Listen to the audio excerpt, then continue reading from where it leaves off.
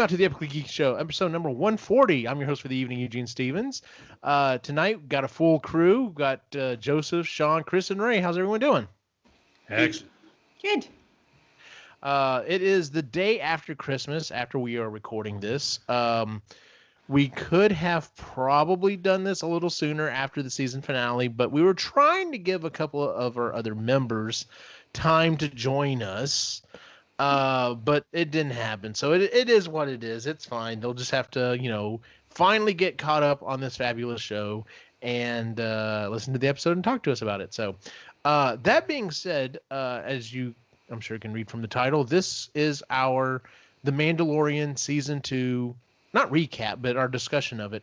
We have not done an episode like this for a TV series. We have done it for several movies, a lot of the big tentpole movies, the Star Wars movies, a couple of the Marvel movies, but this is the first TV series that we've ever done this with.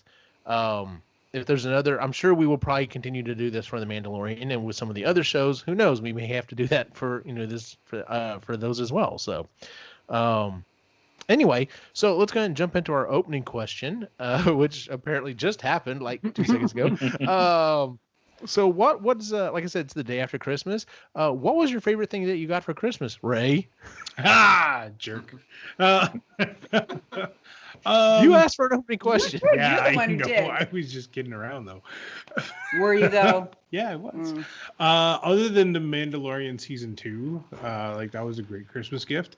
There's so many. You know what? Honestly, it was watching the kids open their gifts this year. It was that was pretty cool. So awesome. That's got to be it. Yeah. Good deal. Yeah. What about you, Chris? Logan cried when we got her gift. Happy tears. Happy tears. She wasn't expecting it. It totally threw her for a loop, and she cried. So that was, and we got a video of it, and I've watched it 6 times already. So, that was pretty awesome. And then your book. Well, I got 2 Harry Potter collectible books, so that's pretty cool. I'm awesome. happy. Yes. Yeah. What about you, Sean? That's tough. Each of the kids, they got me season of Picard, which I can't wait to watch all the special features and all that. Oh, nice. And season 2 of Discovery, which something else. Can't wait to watch the special features. And then my daughter got me this marble wooden puzzle race thing, parkour course. And I love putting it together. I was doing that for a couple hours, but my hands are so big. They're like these little wooden pieces. And Deb's like, oh, I can give you tweezers. And I'm like, that's not going to help. You got to jam these things together. Yeah. So, but no, I love everything. Deb got me 2 things of artwork this year. And I'm like, they're like Christmas paintings and one lights up. And this is so cool. This is the best Christmas. Nice. Awesome. What about you, Joseph? I'd have to say probably the Turtle Clown. That was really, Elaine knocked it out of the park with that. That was really freaking cool. You mean this thing? Yeah. If you're watching the video version, you can see it. So quick story on that. Joseph had brought me his original one, which is sitting over here. And it's kind of somewhat gutted, and it didn't work. And I tried to fix it for him. I spent a long time trying to fix it, but the board that came with it, actually, I've got it here. If you're not watching the video version, you're not getting a treat here. It was really messed up. The board just was screwed up, and I could not figure out the electronics on it. I tried several different things, and I finally broke down. I was just like, dude, I've been trying to do this for you for months. I cannot get it to work. And he's like, dude, I understand, it's fine or whatever. So, and then Lainey got him one, and it said working condition and everything, but apparently the guy had left batteries in it, and he's like, oh, it must have just happened. No, it didn't just happen. This has happened for a while. But taking it apart, it looks like I can reconstruct the board, so I may actually even be able to clean all the corrosion out of it. I'm going to give that a shot. But I think I can get the board out, and now that I know how to design circuit boards, I may just go ahead and redesign some circuit boards for it. So, of course, we've also had some conversations about, what if we made a larger version of it and gutted a cheap Amazon walkie-talkie and actually made it a comm? So That might be happening in the near future too. We'll have to see. As for me, the best gift I got is my wife totally surprised me. We had put, we usually always put a spending limit as to how much we're going to spend on each other for this year, and she went way overboard because she got me a resin 3D printer. So I'm super excited to use it because I'm going to be able to do some really awesome things with it. I just have to wait for the resin to get here Tuesday because apparently it doesn't ship with any. So no fault of hers. I didn't realize it either. Like, I literally put it on my Christmas wish list and it was just like, okay, yeah, this is a lark. This is not going to happen. And it did. So I'm excited to actually, be able to get to use it. So pretty decent Christmas, all things considering. So yes. Yeah. Well, that being said, I will say though, the actual gift that I got that is my favorite is probably the blueprints of the DeLorean, because that's freaking awesome. Oh, those were awesome. Yeah. Sorry, had to throw that one in there. Anyway, yeah. But yeah, and I had actually said this beforehand, right after the season finale of season 2 of The Mandalorian. I think I put on our back channel. I'm like, if I don't get anything else, like, this is the best Christmas gift I've gotten. Like, this is fantastic. So with that being said, we're going to go ahead and jump in here. I actually forgot to mention this before we started the show. I went through and took some notes on each episode. I know in our book club, we've gotten to the point where we don't go through things, all the way through like we used to. I think, considering this is a series, though, we probably should take it kind of episode by episode because it does lead into other things. Plus, going back and making notes for this, there's a lot of stuff I forgot. Like, it's just like, oh yeah, that happened. So this season was just phenomenal. Like, I loved season 1, and season 2 just, in my opinion, completely blew it out of the water. Like, every time, almost in every single episode, it just had something absolutely fantastic happening. So, with that being said, if you don't mind me interjecting, looking at that first episode, the way that happened and then the way it ended, I didn't see that arc ending the way it did. No, I didn't either. There were rumors before the season started of things like we might see some characters from the previous cartoons show up, but nothing was certain. There was a bunch of rumors flying around who might be, make a cameo and this, that, and the other. And, but yeah, they managed to stay very tight-lipped all the way up to the point that the episodes come out. So that it was literally like, oh, okay, so that was a thing, but it was never certain. Like, there was never ever a leak of, so-and-so is definitely going to be in this week's episode or whatever. So, so that being said, one of the things that we were talking about before the episode is just how funny it is. So it's season 2, episode 1, chapter 9. So the chapters kind of throw everything off, in the season by episode thing, but it is what it is. So the first episode we got of the season is The Marshal, written and directed by Jon Favreau. So it starts off with this underground fight, and the Mandalorian and the baby are literally like strolling up into this. Well, it's basically like a pit fight or whatever, and he's asking for information. He wants to find information on other Mandalorians, and he's asking kind of the guy who's in charge there, who was voiced by John Leguizamo. That's who that was. Cool. That was John Leguizamo. And during the fight, he literally like shoots one of the fighters, and then everyone turns on Mando, and they're like, "Well, we're gonna take your armor now," and that didn't happen. And then he ends up stringing him up outside with these like very, awesome, scary looking creatures. Basically, just left them to him, and he tells him, there are other Mandalorians, blah blah blah. So he goes off, and a very strong start to the season. It was very much reminiscent. He was very hardcore in this, much like he was in the original season 1 episode, like where he cuts old boy in half, and yeah. So let's see here. So we go back to Tatooine, and that's where he meets well, he's asking about, he's asking, what's going on. He's trying to find someone that looks like me, and in strolls what looks like Boba Fett, and it's very obvious for something's off. Something's off. It's not. It doesn't quite look right. And then he takes the helmet off, and we're just like, are we gonna say? Oh no, wait a minute, that's not Boba Fett. That's Boba Fett. That's Timothy Oliphant. Yes, he's basically playing the same character he plays on everything, which is awesome because he's got that shit down packed. Yeah. And it takes Mando by surprise. He's like, first off, you took your helmet off. What the fuck? Yeah. But he's like, no, I'm not a Mandalorian. I basically, after the Empire fell, the town got overrun by slavers.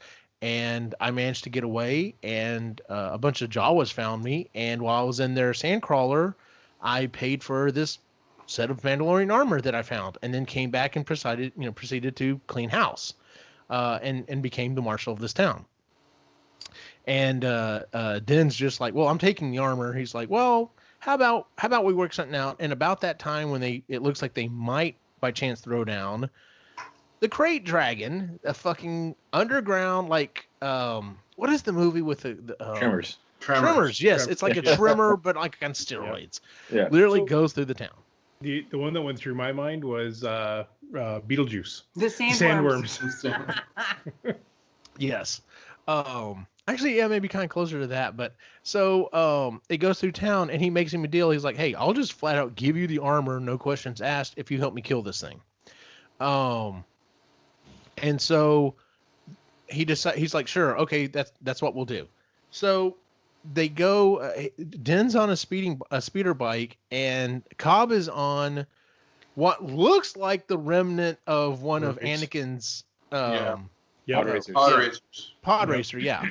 And they go out to meet the Sand People is derogative. What are they called again? Jawa. Tusken Raiders, yes. Goes out and meets them. Is like, hey, what the hell are we doing? And he's like, we're gonna need their help. Like, if we're gonna kill this thing, we're gonna need all the help we can get. They'll do it. So they agree. They go back to town, tell the townspeople, hey, if y'all want this thing killed, because if we don't, it could easily kill all the kids or whatever. So everyone's on board. And then they're like, we're gonna have to work with Tusken Raiders. They're not sure about this. They're not really happy about what's going down. There's definitely some friction. And then they all line up, single file, and go to the Crate Dragon's base or whatever. And there we have this huge setup battle or whatever. Any thoughts? Anything in particular that kind of stood out to you? For the episode itself, or just yeah. Well, I mean the battle or anything. So for me, I like, first of all, that they added sign language into the sand. Oh yes, the Tusken Raiders, right? The Tusken Raiders. I do like that they've done that. And then the other thing too, I think I was watching. So there's another YouTube channel I watch. He's called The Hockey Guy, and then he's got another channel called The Entertainment Guy. And he said this, and I agree with him. It would have been just to add a little bit more to the Tusken Raiders. You want to buy into them being a people. It would have been nice to see Grogu actually use his powers to save them, and then that would have taken him out of the fight. Right? Because, maybe when the thing first goes after him, he puts a force or pulls him away or something. And then at that point, he's out of the fight because he's tired, and we know he gets tired whenever he uses the force. So that would have been kind of cool to see, just so that you got to get a little bit more towards the Tusken Raiders. But other than that, I enjoyed it. I thought it was good to see them all fight together, and maybe set it up a little bit better so you're not running away from the thing as it's coming at you. Yeah. Because number one, Grogu doesn't really do anything the entire episode, and that was a complaint that a lot of people had. That are they kind of downplaying him? Like, what's going on here? Like, he didn't use the Force at all. But I'm like you, going back and looking at seeing that the sand people, that the Tusken Raiders are like people, like they have a language and they're not just flat out barbarians. Going back and watching, the original trilogy, it really paints Anakin in even a worse light. It's like, oh, well, you didn't kill a bunch of people that were just, like Savages. bad savages. Yeah. You didn't kill a bunch of savages. You just flat out killed a bunch of people. Period. So, it's interesting how a lot of the stuff that they're adding, especially in this series, is going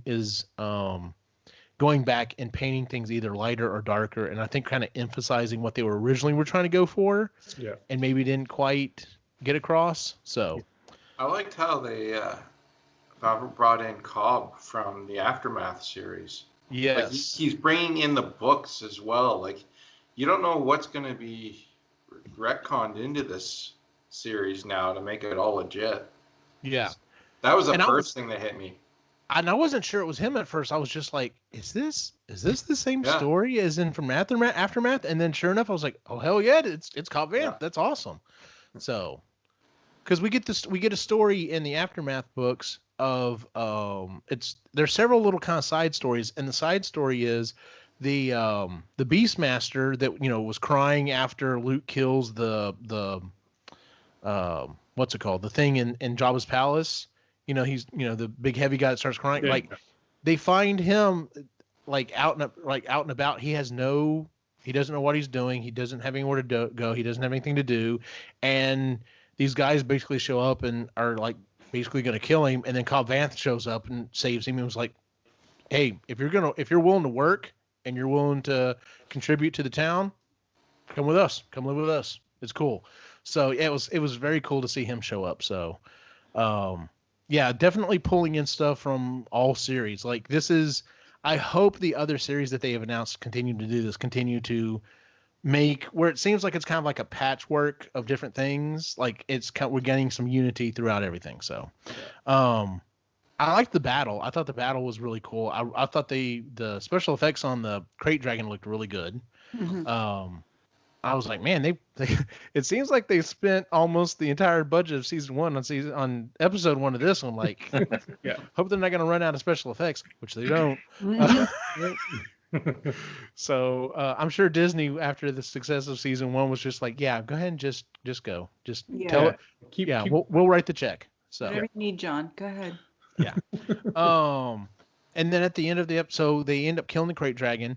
I don't know this. I just heard it from other stuff. They find a large pearl inside the Crate Dragon. Apparently, that is pulling from other stuff as well. So, but he gives him the. That was the other fun thing was, he offered to Cobb was going to go after the Crate Dragon, and Den was like, no, I'm going to take it, and then does the old, oh hey, I'm going to hit your backpack and kind of screw you up deal, and it was like, okay, so.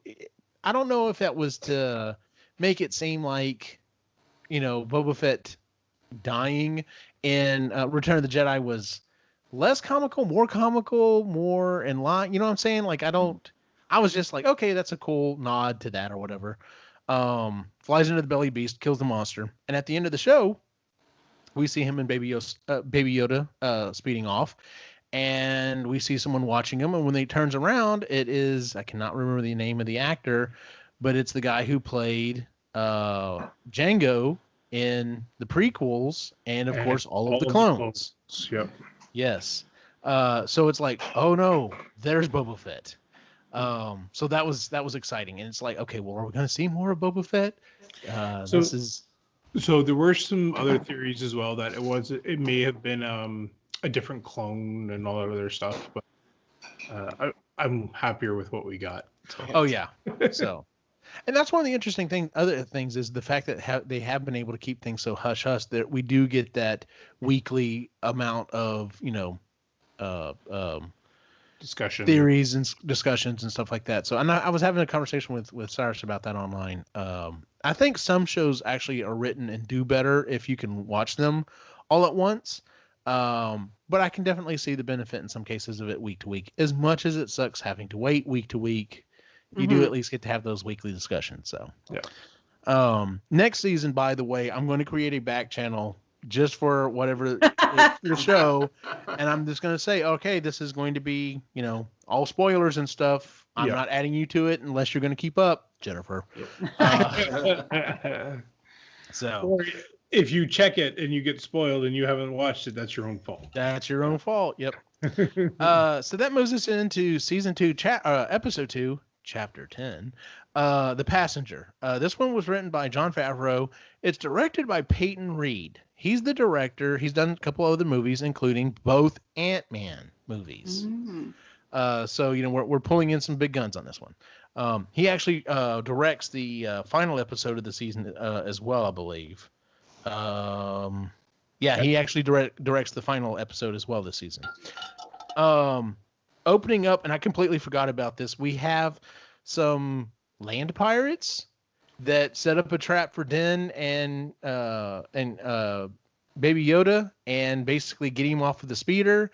And he starts dispatching them pretty quickly until one of them grabs the baby and tells him he wants the jetpack. Yep. So he gives him the jetpack. Yeah. And then he proceeds to fly off and then crash and die. I thought that was awesome. Yeah. Didn't he have a control of it still? Yeah. Yes. Yeah. Which was fantastic. I thought that was a great scene, the opening scene. So he gets back to the port, and what is the name of that actor? She's a comedian. Oh, she was in season 1. Amy Sedaris. Yes, Amy Sedaris. We meet up with her character again, and she's she's in the Mos Eisley Cantina, and she's playing sabacc with Doctor. What was the? It was some kind of weird name. It was like Doctor Insecticide or something. It was weird. So she says, there, I know some place. I've heard of some place that have other people like you, other Mandalorians. It's at this other place. I need you to do me a favor, though. I know of someone who knows someone, so it's a friend of a friend situation, that knows where there's some Mandalorians. But I need you to take this lady with you. And she never gets an actual name. Everyone just calls her Frog Lady, and that's what we're going to go with as well, as Frog Lady. Mm-hmm. And she has unfertilized eggs, and the unfertilized eggs, for whatever reason, can't go through hyperspace. That's a nice little caveat. So he's like, I have to travel all that way without going through hyperspace. So basically, this is going to be a long journey. And they're like, yeah. So that's our thing for this episode. So he gets in the ship, and let's go ahead and cover this first. The baby is sneaking the eggs and eating, much like every other frog that he has come across in this series. There was a bunch of backlash online about this. Oh, yeah. Well, he's still a baby. What do babies do? They freaking stick everything in their mouths. And eat shit they're not supposed to. They eat all sorts of stuff they're not. So he thinks he wants to eat them, so he's going to eat them, and he's sneaking them. That's what little toddlers do. That's what as we're watching this, Nicholas, every time he gets close to it, he's like, "No, don't do it!" Like Nicholas is screaming at the screen for him to not eat the eggs. Yeah. That's kind of tickling my funny bone is watching him, and I'm just like, it's gonna be okay. It's gonna be okay. As long as he doesn't eat them all, it's gonna be fine. Yeah. Which obviously she knows what's going on, because you would think if they are that precious a cargo, she could count. She'd be able to count. Yeah. And it's not like she's some kind of backwater nobody that doesn't know anything, because later in the episode, we'll get to that in a second. Yeah. As we're flying around, we basically get space cops show up in the form of 2 X-Wing fighters. And that scene was fantastic, because they're asking him for basically his license and registration. What are you doing? This, that, and the other. Mm-hmm. And then you hear it when they go, switch to channel 2. Mm-hmm. And you can't hear anything else. And obviously they're having a conversation, and then the X-foils open up, and you're just like, oh shit, it's about to go down. Mm-hmm. And so there's a chase scene, and he manages to get away from them, but in the process crashes the Razor Crest on this ice planet.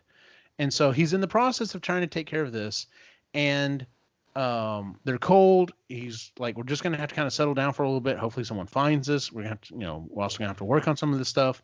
And the one droid that he had destroyed from season 1, she manages to cobble back together and use it as a communicator, and basically tells him, we can't stay here. Like, my eggs are going to freeze. This is the last of our kind. Like, we have to do something. So he's like, all right, fine. I'll start working on the ship. So he's working on the ship. she decides to wander off and go take a hot bath. In order to keep the eggs alive. Yeah, but it was a hot bath regardless. Yeah. And we get yet more fun with Baby Yoda trying to reach out for the egg, and he's like, "No, don't do that. Don't do that." We also get what I thought were face huggers. Yes, basically, he sits down, finds, "Ooh, look, this is a giant egg. I'll eat this one." And then, as it pulls back and you see him starting to open up, I'm pretty sure I went, "Oh shit!" And the boys were like, "What, Dad?" I'm like, "This is not, whatever it is in here. It is not going to be good." Which it turns out to be spiders, like space spiders. And then there come the bigger ones, and you're like, "Okay, so these are the babies. These are the adults." Nope, that's not the adult. Holy shit! And this giant space spider essentially starts chasing them. So we've got Den and the baby and Frog Lady all running back to the Razor Crest. Now, I just want to point this out. So Hasbro has an online, they're like their online store, Hasbro Pulse, where they do like specialty and more expensive toys and stuff. And one of the things they announced about this time is a Razor Crest that's like 3 feet long. Like it's the Black Series, so like the characters of it. It's like 3 feet long. This thing is going to be huge. It still hasn't shipped yet. It was like $350. I listened to this toy podcast, and like the guy was so excited. He's like, "Oh my, I cannot wait to get my Razor Crest." The events of this season, every time I listen to that episode, I was like, I can't wait to see what he says now, because this poor ship, it just is not hanging in well. So they get back to the ship and they're fighting them off. We got some cool action with the torch or whatever, because I'm sure at some point everyone's screaming at the screen, use the flamethrower, and he does. And he almost gets off, and then the giant spider jumps back on top, and we think, okay, well, I don't know how we're gonna get out of this one. And the X-Wings show up and basically kill all the spiders. Mm-hmm. And I love it, the fact that he gets out and he's like, "Am I under arrest?" Yeah. And they're like, "Well, you should be, but it's a strange universe, and you kind of helped us out by, capturing some people. So just keep your nose clean." And he's like, "Well, can you help me fix the ship?" And they're like, No, we're not going to help you fix the ship. And getting the X-Wings and fly off, and I'm like, wow, what a bunch of douches. So what do you even change the dude's, spare tire, essentially? I will say I liked for that episode. I really liked how fast and what the ship looked like after the spiders had put their webs all through it. Like when Jin's going through it again, and all these spider webs are everywhere. I'm like, holy shit, they acted fast. They messed that ship up. In fact, when they do finally get off the planet, like he's like, the only thing that's pressurized is the cabin, so we're all gonna have to ride in here. Yeah. And the ship, as it's flying, is literally kind of like half angled, and the landing strut at the back is literally just kind of bobbing as it's going through space. I'm just like, oh my god, this is gonna be a long trip. And you can see like the baby, which by the way, I've had one here and I forgot to show him. There's the baby. I should just put him up here down and say, he's looking back, and you can see the mother's just like clenching her eggs a little closer. So, but the little buggers had got one. And then he still managed to get one. Yeah. He used the force. Yes. So I have a question. What was I didn't bother reading the backlash because I thought it was a bit silly, but what was the big deal about? Grogu was committing genocide. Essentially. If they were truly the last of their kind, and he was killing these unfertilized eggs. Now granted, it was also unfertilized eggs. They specifically said unfertilized eggs. Yes. They were like, you're killing the potential for the rest of this race. You're committing, like Ray said, you're committing genocide. And a lot of people kind of freaked out about that. And some of them wanted Grogu off the show. Yeah. So like those vegans who say that stuffing a turkey is assault. Like, well, yeah, that's a thing too. It's like that's where I feel about that. It was just silly. Yeah. Now, if they were fertilized eggs and were on their way to becoming little frog people, that would be a different story. If they were little tadpoles and he was. That would be a different animal. But he ate frogs. But even then, he's eating a frog. The only thing that's different is a sentient being compared to frog, I guess. Yeah, because no one freaked out when he was eating the frog. Now, granted, I think a lot of it came down to the fact that it was supposed to be these are the last of our kind. Yeah. So I thought it was the last of their line. Is that the same thing? Maybe. Line. And there may be a semantic thing about that, because there is definitely a difference between the last of the Stevens and the last of humanity. Yes, because it was big difference. Yes, I think it's the last of their line. Now that you're saying it, so I'll have to rewatch that episode. Because if it's the last of their line, it's like, okay, calm yourself. There's others. It'll be fine. Maybe completely blown out of proportion there. So yeah. Wait. The internet blew something out of proportion? No. I know, right? Never. They blew it out of proportion. It's all right, little guy. We believe you. Okay, so that's episode 2. See. Yes. I have to turn him off here in a second. All right, so season 2, chapter 3. Episode 3, chapter 11, The Heiress. This one was written by Jon Favreau. This one was directed by Bryce Dallas Howard. I've noticed a lot of the episodes that have a lot of chicks doing some really badass stuff tends to be directed by her. I think she does a really good job with it. So she directed an episode in the last season too. Yes, she did. The one at the settlement. Yeah. Yep. Yes, that was also a really good one too. So, I love the fact that now, granted, there was only I think like 3 head writers on this season. But I love the fact that they're still getting different directors to come in, because you definitely get a different flavor, but it still is cohesive with the rest of the story. Yeah. So our Razor Crest is landing on a water planet, and it almost sticks the landing, and then it literally just does like a belly flop or a backflip into the drink. And they get fished out, and we see.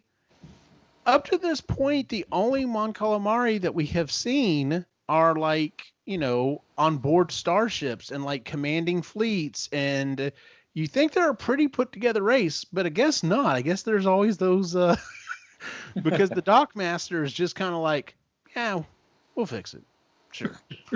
So, we get a heartwarming scene of Frog Lady running out and meeting her husband. Yeah. Which was nice. And then we get, they basically tell Den, hey, go to this bar. This is where you can find the guy. So he goes to the bar and he finds a guy, and the guy's like, yeah, I know where more of your kind are. Come on the ship. And a lot of people were kind of like, he sure is trusting. I have to say, though, if I were a Mandalorian and gone through some of the shit that he's gone through, I would probably, it's not necessarily trusting. It's like, I can handle myself. So sure. Why not? So we get on this boat, and like the seas are kind of, tossing them around and everything. And the one guy opens up, he's like, hey, let's show him what's in the hole or whatever. And so he opens up the hole. It opens up. And he's, telling him about something or another, and then like knocks the baby's, what do we even call it? It's not a bassinet. It's a pod. Yeah, knocks his pod off, and this giant whatever monster comes up and eats it right as it closes, because you can see it close. Everyone, freaked out a half a second there. My boys like lost their shit. They're like, what? So, and this is one of those things that, and listening to a lot of people talk about it, I don't want to say this is the episode, but this is where like you can see that like Den just loses his shit, and just like it, not even a second thought, he just jumps in. The helmet's not going to act as a, it doesn't like seal in or whatever. It's not going to protect him. He's just like, I have to go do this. What was the what's the big sand thing that in Return of the Jedi next to Jabba's place? What was that thing called? Sarlacc? The Sarlacc, yeah. Apparently, some people online are calling this the Sea-lac. That works. Yeah, so and then they put the grate back on. He's stuck in there. He can't really get out. He can't really breathe. All right, what are we going to do now? And then 3 other Mandalorians show up. And I didn't recognize at first, just because I'm not as I've watched the Clone Wars and Rebels, but I'm not as clued. I haven't watched it over and over and over again like my brother and his family have. So when the Mandalorians show up, he knows exactly who it is. I don't remember the name of the other two. They kick a lot of ass. They free Din and get the baby back. But their leader is Bo-Katan. And if you are interested and have watched Rebels and the Clone Wars, you know that she is basically in line, or was in line, in charge of being the leader of the Mandalorians. She shows up, and he's like, "Thank you for saving me," and they take their helmets off, and he's just like, "What the fuck?" Because there's a big interesting thing about that. He's like, "Why are you showing me your faces?" And they're like, "Because we do that." Why? Like, wait, you don't do that? And he's like, "No." And they're like, "Oh, you're part of the Watch." And we see that in the first season. We see how he is saved, and he was saved by what was called Death Watch. And Death Watch are basically, and we're getting more information of this. Death Watch is essentially the religious zealots that believe that Mandalore should go back to like their old ways. And Bo-Katan doesn't care about that shit. She's just like, "Listen, I just want to lead lead the people and get Mandalore back from the Empire." So he's like not having it and flies off, and they end up destroying the ship. And later on, he's walking on the docks, and a couple of toughs show up, and they show back up again and kill them all. And they're like, "Listen, you can't just walk away. Like, we're Mandalorians, period. Like, if we disagree, that's fine, but you're not getting away that easy." So they sit down and have a drink and basically come to yet another thing, another deal here. He's like, "I've been charged with taking the baby, finding a Jedi," and they're like, "I can find you a Jedi, but I need you to do me a favor first." So they're going to take over this Imperial ship, and we got a really awesome fight, or lots of awesome fights actually on this ship. First off, why were there? I mean, I'm sure they probably would have come in once they started getting closer and closer out of atmosphere, but there were some stormtroopers stationed on the outside of the ship that I'm just like, when were they going to let those guys in? So they weren't. Those men die every time. That they have to keep replacing them. Yep. Yeah. Yep. That's the golden watch. They're pretty much a dozen, so. So they get into the ship, and we have some really interesting scenes. We see how, even though a lot of the people on this ship are Imperial, they're obviously not like top of their class. Because as they're making their way through the ship, we have we have the guys like, "Close the doors." Which one? All of them. What do you mean? Which one? But we also see some other things. We get some interesting information. I don't know if we've seen it up to this point, but literally we see Din at one point just like head down and charge forward, and we see Blast like just ricocheting off, and it really confirms the fact that, oh, that's why everyone wants Beskar armor, because you can't shoot through that shit. So he goes through and does a couple of clutch moves, but for the most part, it's the fully trained Mandalorians that kind of storm their way through. They get to the bridge of the ship. There's only a couple of guys up there. No, that was later on. I was gonna say the one shoots the other one. That was the other episode. But she gets to Bo-Katan gets to the leader of the group and ask him, like, okay, well, who's she gonna, we're all kind of excited. Well, who's she gonna ask for? Who is she looking for information for? And she's like, I want, where is Gideon and where is the Darksaber? This thing. Told you my boy's got two of these. These things are awesome, by the way. If you can find them, they're kind of hard to find. For those of you, once again, if you're not in the know, the Darksaber had a brief appearance at the end of season 1. Gideon uses it to cut his way out of the crashed TIE fighter. Yep. The Darksaber was it Rebels? No, it's no, I think it was in Rebels as well, but I know it was in Clone Wars. Yeah. According to Mandalorian lore, there was a Mandalorian who was a Jedi, and he forged the Darksaber. And after that, whoever holds the Darksaber is the leader of the Mandalorians. Yep. So there's a lot of questions going on. We had some questions at the end, like, well, how did Gideon get the Darksaber? And now we're like, okay, so obviously he got it from her somehow, and she wants it back. We got a really cool scene where she keeps asking him questions, and he's just like, I'm not going to tell you anything else.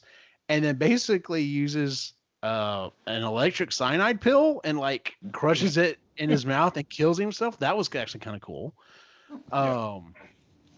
And so they're like, okay, well, we're going to claim the ship and we're going to use it to help help us with our reclaiming Mandalore. And Din's like, well, I've got something I got to do.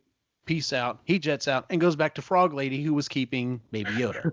Obviously, so she doesn't have that big a problem, I guess, since she got her husband, everything's fine or whatever. I will say the entire time, so the scene is very sweet. It's her and her husband and Baby Yoda, and there's one of their eggs that has started to hatch, and like kind of a tadpole. And the whole time I'm just going, don't eat it, don't eat it, don't eat it, don't eat it.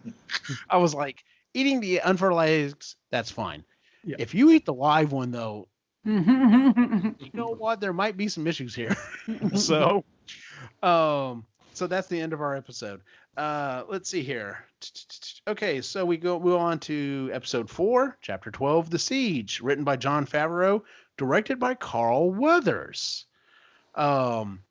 This episode, they head back to Navarro because the ship, even though it got fixed by the Mon Calamari, like there's fishnets hanging around and stuff. Like stuff's just like slapped together with like, spit and baling wire. It looks like garbage. So he shows up, and this is kind of where we get an idea that, okay, some time has passed between season 1 and season 2, because when he shows up, his friends not only have like taken over the town, but like they're like prosperous and they've got stuff in place. And so they're like, well, while you're here getting your ship fixed, could you do us a favor? There's one more Imperial base that we got to get knocked out. Would you help us knock it out? And he's like, sure. I read somewhere or another, someone's description or review of the show is a space cowboy just can't help not making best friends. It seems like that's what happens. Everywhere he goes, he makes a new best friend. He's the littlest hobo. Yeah, no joke. It's Carl. So before they head out on this mission, he's like, well, where are we going to put the child? And they're like, oh, we got you. We'll put him in school with everyone else. And so we get this awesome scene of this little bitty Baby Yoda around all of these kids, and he's looking over, and this one kid's looks like cookies. Oreos. Yeah, they're blue cookies, like blue dipped Oreos or whatever.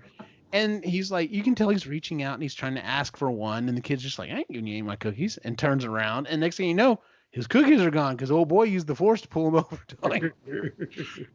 Which I freaking loved, because the payback, the resolution on this later on is fantastic. So they go to the Imperial base, and I loved the whole scene. Oh, and what the blue guy from season 1, episode 1. Yeah. Who was it who played him? It's another comedian. Yeah. Crap, I can't think. He used to be on SNL. I'm blanking out. Anyway, he shows back up, and they're basically like, okay, well, hey, you're gonna help us out with this. He's not really too happy about it, but I love that whole scene. They get to the base and they're at the bottom, and they're like, well, how are we gonna get in there? And Den's just like, I got this, and just flies off. And then like, a few moments later, like you hear a bunch of stuff going on, and then the elevator opens up, and he's like, all right, come on again. So, Horatio Sands. That's right. It was Horatio Sands. Thank you. So, I love the fact that they're getting some of these comedians and stuff in there, to play some of these roles, and they're doing a good job of it. So, some of them are definitely being more lighthearted, and then we get some other people later on. They discover it's a lab. It's not really a base. It's more of a lab. And they come across a message from the cloner that was in season 1, telling Gideon that we're not going to find another donor with as high an M count. Now he says M count. Yeah. So we all know it's referring to midi-chlorians, which is fine. If we just want to call it M count from now on, that's fine. Whatever. We still have, we have to have this, which is another kind of like reference to the original series that kind of works out all right. So, And then we also see these things that are in these, I want to say test tubes. Test tube makes you think small, like these vats or whatever. And that's when a lot of the speculation happens. It's like, what is in there? Is this like Proto Emperor? Is this a jar of what's his face from the the other movies, or is it a jar of Snoke? What's going on here? And we don't get any jar of Snoke. Yeah, Jar of Snoke. I like that. Yeah. we don't get any resolution on it, because at that point, Din's just like, oh shit, they're really after the child. I gotta go. Peace out. So he just gets the jetpack and goes. He leaves the other three there, and they're like, all right, well, how are we gonna get out of this? And Cara Dune's character, I really like her character in the show. And she's just like, all right, well, we're gonna try to go this way. That doesn't work. We're gonna try to do this. That ain't gonna work. All right, cool. Well, we're just gonna fly off in this giant, basically transport. So they fly off, and then we have this really awesome scene where the stormtroopers are on the speeder bikes. The one dude doesn't even make it down the side of the cliff. But we have this awesome fight going on with the speeders. And they make it past the speeders. They think they're okay, and then we hear a couple TIE fighters tearing after them. It's just like, all right, don't know how we're gonna get through this. And about that time, Din shows up. Apparently, they fixed the ship really, really fast. There's a little time dilation going on here. But he shows up, does some awesome maneuvers, kills both of the TIE fighters. He's flying around, and he looks back at Baby Yoda, and he's like, because the baby there's a scene where the baby's got like his juice box in one hand and cookies in the other, and he's all like, yeah! Oh. And then, he looks back, and of course, proud. He's definitely taken on a daddy role. And he's like, you like that? And he looks back, and Baby Yoda kind of spits up. And it's funny. He's in the middle of this. He's just finished this dogfight, and he's more worried about, hey, listen, they just detailed the car. Don't spit up in Daddy's car, man. Like, you can definitely see this bond between them. He's definitely taken on Baby Yoda as his kid. So, let's see here. So, Cara Dune is recruited by the New Republic. They're like, hey, we could use some people like you, with your skills, and and then we have the scene where the mechanic reports to Moff Gideon and says, yes, there's a tracker on the Razor Crest. You should be able to find what you're looking for. Let's see here. Episode 5, Chapter 13, The Jedi. Now, we know exactly what we're going to get from the title. Mm-hmm. And we're pretty sure we know who we're going to get. And we get this. Oh, and it was written and directed by Dave Filoni. Dave Filoni is basically the guy behind the Clone Wars and Rebels. Ahsoka Tano is like his baby. That was his character he created. That was his character that he's seen all the way through. So it makes total sense that he both wrote and directed this episode. And so for the first time ever, we get to see her character in real life. And it was such an awesome scene. Uh-huh. It's this smoky, this planet looks like, it's gone through a lot of shit. There's a bunch of dust and fog and stuff. You can't see anything. And just all of a sudden, these two lightsabers light up and just kill a dude and then go back off. And she's just knocking these guys out left and right. I think my brother was like, that may have still been one of the best scenes of the entire series, was that. Cool. Yeah. It was, yeah. Apparently there was some issues with what's her name that played her character. Rosario Dawson. Apparently there was kind of some back and forth on. So there was two sides of this. Number one, there was some social media kickback. A member of the trans community was blaming her for something, and apparently that didn't even pan out. Like, that was kind of a false allegation thing. Yeah. But a lot of people in the Star Wars community was like, why didn't you let the person who played her voice actually, portray her? It is what it is. I think she did a great job. Yeah. So she shows up. She has a standoff with the what was her name? The magistrate.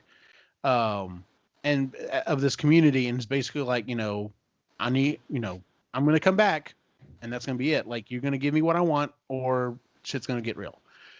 Mandalorian shows up. Magistrate brings him in. we have this whole scene of he's asking people in the town, trying to ask them questions, and they're just like, I can't talk to you. They will hurt me. And we actually see these people like in these cages getting like electrocuted and stuff. So it's not a good situation. But he goes to the magistrate and she's like, hey, I have a job for you. There's a Jedi. She's terrorizing she's terrorizing us or whatever. If you kill her, because we can't seem to do it, if you kill her, I will give you this. And basically shows him a spear made out of Beskar. Yeah. So he's like, well, that's Mandalorian. That belongs to me. So guess I'm doing this. So he takes the spear, goes out and finds Ahsoka Tano, and she like surprises him. We have this standoff, which is funny. Listen to these other podcasts, and it's like, why is it the good guys always have to start their introductions with a fight? Like, why can they never just roll up and be like, hey, I'm a good guy. Are you a good guy? Cool. Let's be good together. They always have to get into it. In the middle of this fight, like, he is obviously not putting his 100% into it because he doesn't want to fight her, but he literally at one point is just like, Ahsoka Tano, I'm looking for you. I need you to train this child. And it's just like, stop. And so, he says we need to talk. And she's like, well, I hope you're referring to him, And so we see the baby. And so we see him walking back and forth, nervous dad energy, walking back and forth.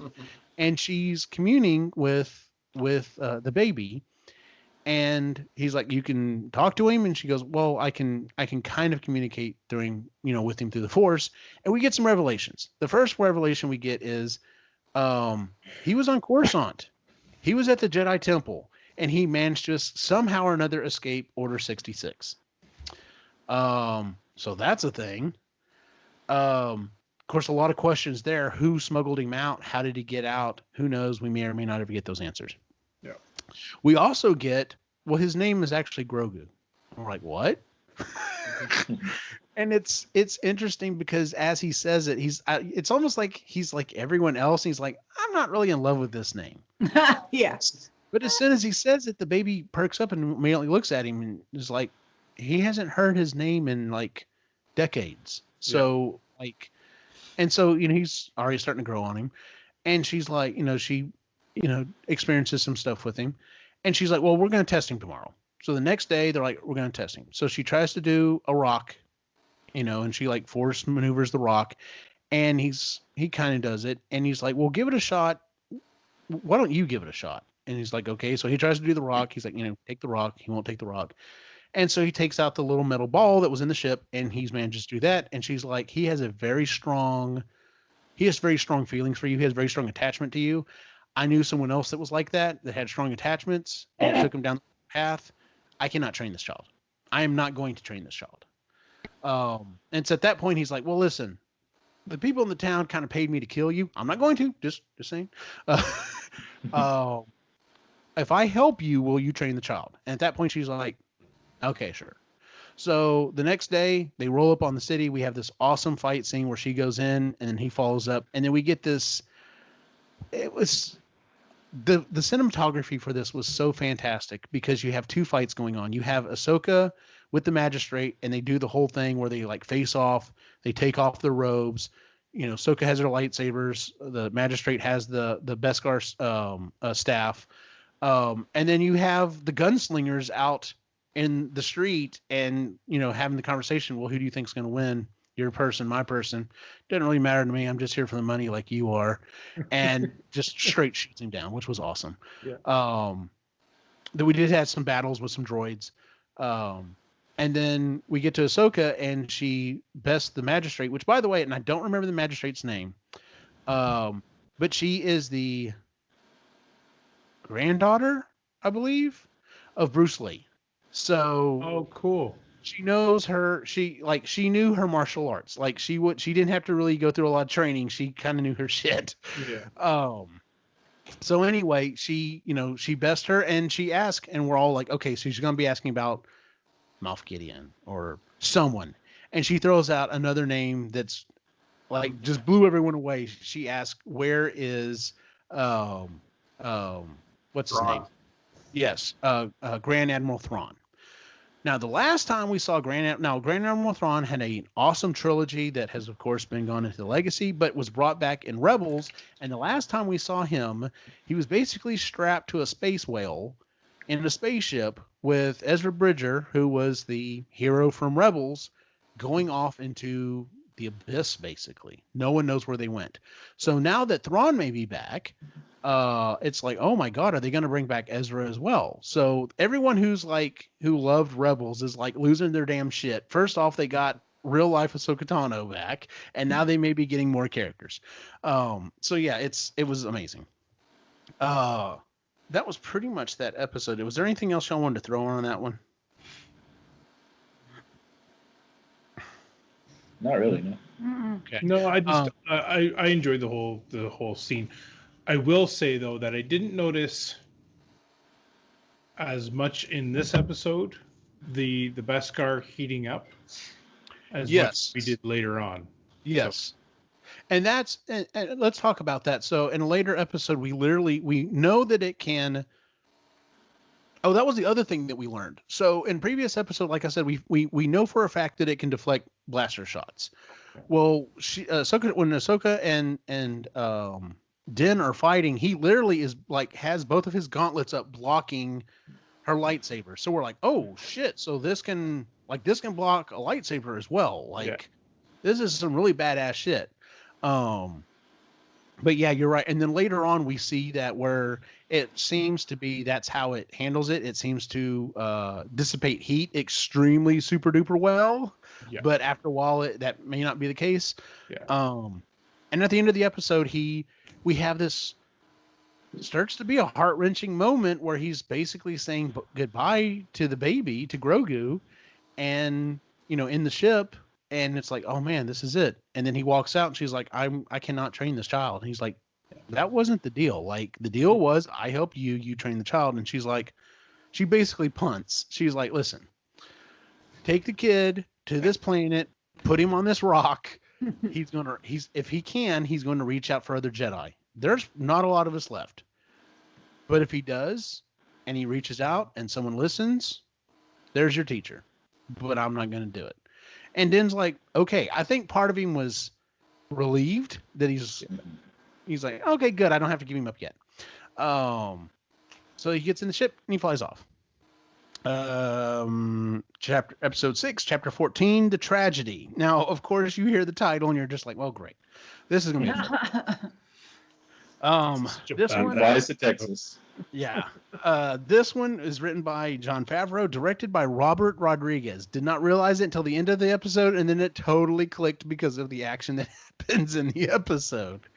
And by the way, before the episode we were talking, if you have not seen it, there is a video going around of Robert Rodriguez jamming out on a guitar with a baby Yoda who's like bobbing his head, dancing around, and it's fantastic. It's one of those best things of the year things. So now, okay, so let me ask you all this. It seems like in most TV shows when they're like, okay, here's where you need to go here for the MacGuffin. And they're like, all right, cool.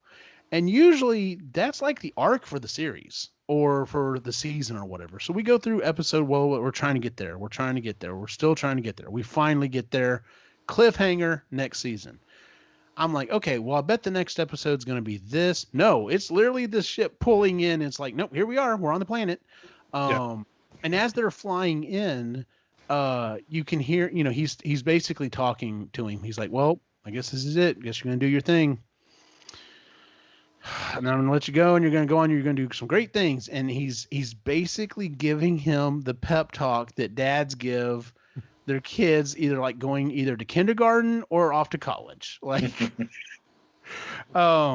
So he lands the ship, and he's like, okay, well, looks like we're going to have to take it on foot from there. And its next shot is literally him flying through the air with a jetpack with Baby Yoda, ears are flapping, having a great time. Those are the scenes that are just so fantastic. Lands, puts him on a rock. He's walking around. Well, don't see anything here. Well, I guess that's it. Guess this didn't work. And then turns around, and Yoda's like basically doing a Zen pose and like has this, this force field of light around him. I like the use of the blue butterflies in this one too. I do too. That was pretty cool. Yeah, that was interesting. I love the fact that right before it happened too, he's like looking around the rock like there's a light, like an on switch or something somewhere that he's missed. Oh, he's like, this doesn't look very Jedi to me. He was like, what would you know? And then we have another oh shit moment because the Slave One flies in. It's just like, what the hell? I was nervous at this point because I'm just like, okay, so obviously he's got to protect does he have to protect the baby from Boba Fett? Like what? Man, I don't really want him to fight Boba Fett, but I guess this is gonna happen. So sure enough, he tells him, he's like, all right, you chill here, just stay here. I'm gonna go see what's going on over here. So he goes over and he meets Boba Fett, and he's like, well, what's gonna stop you from, I could drop you. You don't have any armor on. Why should I be worried? And he's like, oh, because of this the sharpshooter that's up there on the ridge, and it's Fennec from season 1. At the end of season 1, we thought she was dead, but we saw like a boot walk up to her, and at that point there were some people that had rumored, I wonder if that's Boba Fett, but it could be anyone. Well, sure enough, it was Boba Fett, and he ends up kind of cutting a deal. He's like, you have something I want, you have this armor, and he's like, that's Mandalorian armor. He goes, that's my armor. And so Fennec comes down and basically shows that the only reason she's still alive is because she's now part droid, essentially. She's got robo guts, which is interesting later on in the series to point this out. But anyway, he tells him, take off the jetpack. We'll have a discussion. We'll figure this out. And before they can really start figuring anything else out, all of a sudden an Imperial shuttle shows up. And it's at this point that the Robert Rodriguez action sequences really kick in. There's a lot of shooting. There's some jumping around, but there are some truly brutal kills of stormtroopers with was it a bantha stick? Yeah, looked like it. Yeah. Like he is straight crushing stormtrooper helmets. Well, like to see it just shatter and splinter off like that, it was so cool to watch. It was fantastic. This is the episode. Oh, okay. So they're having this fight, and they're kind of like giving it to the stormtroopers, and then another ship lands, and they're just like, okay. And it's at this point Boba Fett has made his way, and he's killed enough of them, and there's this part where he just stops and looks at the Razor Crest, and then it goes back to Din and her fighting, and then we see Boba Fett walk out. And this is the scene that every kid has imagined has happened 1,000 times, because Boba Fett was always an awesome character, but let's face it, didn't really do a lot in the original series. Like, he fired a couple of things at Luke. Kind of died kind of weakly on the thing, but he looks so awesome, so of course he's got to be awesome. Surely he's got to be awesome. And we see that he's really awesome. And I didn't even know this one. That last kill he got with the little rockets that came out of his knee pad, that's also expanded universe shit. Cool. So yeah, he didn't just make that up. That was expanded universe shit. And of course all the geeks that are all still sad about expanded universe stuff going on, we were just like, oh my god. I was telling the group before we started the show, apparently there's an interview with Robert Rodriguez. He choreographed this whole thing using Star Wars action figures. So like everything he went through with it. So we get to see Boba Fett in all of his glory, and it's fantastic. We're all excited. They've kicked everyone's ass. Everything's going great. And then Gideon ship shows up and literally blows up the Razor Crest, and my jaw just dropped. Because I'm like, well, maybe there's some of it left. There's nothing left. It's still there. There's a couple little pieces left. And what was really funny was, as soon as it happened, I thought, oh shit. And the next thought that went through my head was, I can't wait to listen to this week's podcast with this guy who's so excited about getting his Razor Crest. Because It was one of the things I saw online. He's like, it was the thing of Obi-Wan, saying suddenly 1,000 voices, called out, "I want a refund." Yeah. Because they're like, great, I just spent $350 on a toy that's not a thing anymore. So anyway, blows up the Razor Crest, and then we see Moff Gideon's like, all right, send in the Dark Troopers, and we finally figure out what this is. And we get clarification as to exactly what they are. In the expanded universe, they were stormtroopers that were modified genetically so that they had some force sensitivity to them. We find out in like the next in 2 episodes later in the final episode that this is the 3rd version. They're like, well, they started off as people, and then we added to them, and now we got rid of all the weakness, which is the people, and they're just basically beefed up droids. They fly down. Grogu just finishes making his call. He's drained. He can't really do anything else. So they pick up the baby, and of course, Din doesn't have his jetpack, so he can't really show up really quick. And of course, as soon as he gets there, they fly off. Boba Fett gets in the Slave One and flies up after him and is about to like attack him, and he's like, no, don't, you can't hurt the child. They have the child. Don't do anything. And he says something that's like, well, it looks like the Empire's back, and they're like, shouldn't you have known that? Like, but wait a minute, you have been kind of on a desert planet, whatever. Yeah. And so we get the end of that episode, and it's like, okay, well, we got where the tragedy came from because now the baby's gone. We end the episode with they take him back to the planet, and he's asking Cara Dune, hey, oh cool, you're part of the new Republic. Can you track down where Mayfield is? And once again, a call back to the previous season. Can you track down where Mayfield is? I kind of need him. She's like, I'm not going to do that. Like, I'm not going to risk my new employment, blah blah blah. And he's like, they have the kid, and she's like, all right, cool. Whatever, we got to do what we got to do. And then the episode actually ends with Gideon walking into the cell, and Grogu is throwing around these stormtroopers like it's nothing. And unfortunately just wearing himself out. And then we get this very menacing pose of Moff Gideon with the dark sabers, like, you can't touch me, you're too weak, just, I have you now. And first off, why are there cuffs on this ship that are that size? That's all. Like, Perfect size for them. Yeah, like either they were already planning this ahead, or they have no problem putting cuffs on anyone, like kids, whatever. Just like Probably that. yeah. Probably so that. I did see somebody theorize that it was thumb cuffs that they just used.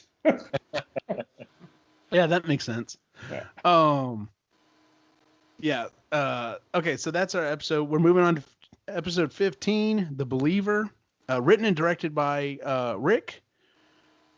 I cannot say his last name. Famuyiwa. He directed an episode directed 2 episodes in the previous season, so he came back for this one. So we start off the episode on this planet where they're New Republic, not slaves, criminals are breaking down Imperial ships and stuff. Did anyone else like pause a couple of times just to kind of scan and look around all the different ships that were there? Because there was some awesome ships they were breaking down, like TIE fighters, and we get to see yet another AT-AT that's been repurposed as a crane.